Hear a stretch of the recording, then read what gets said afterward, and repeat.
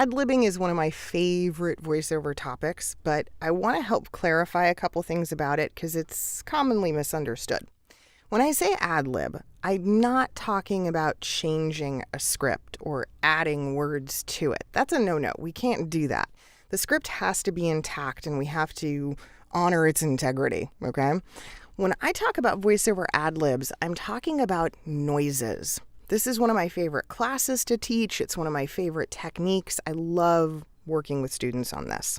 Before we had language and before we had written word, we had noises. Human beings, since the dawn of time, have made sounds of some kind to express themselves and to help explain their emotions, same as any other animal. But those noises aren't necessarily words. However, they're super universal, okay? They're so universal, in fact, that you can travel the globe, go to any culture, any society, anywhere, and these noises are so easily and readily recognized, they transcend any kind of language barrier that you might encounter.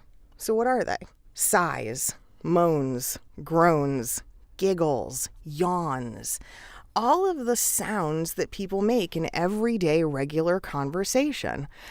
Anything from to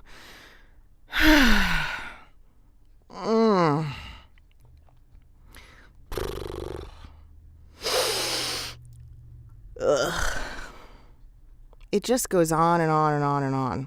We're noisy. We always have been. And there are certain noises that you make a lot. There are certain noises that your family members make a lot, that your coworkers might make. You're kind of surrounded by these noises all the time. I always think it's funny that everybody has at least one male family member who, whenever he gets up from a chair, usually an older gentleman, kind of makes a sort of sound. He's got to leave his recliner. It's big business. And these sorts of sounds can really be incredible to use in your performances because they're real, they're honest, they're unplanned. They're usually very spontaneous when they happen. But most importantly, they help the audience to understand that we're real.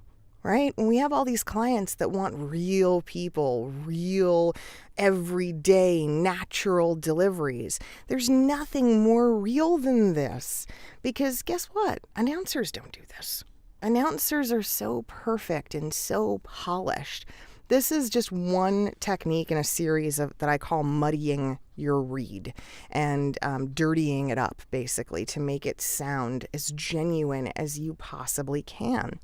Now, stage and screen actors, they already know all about this.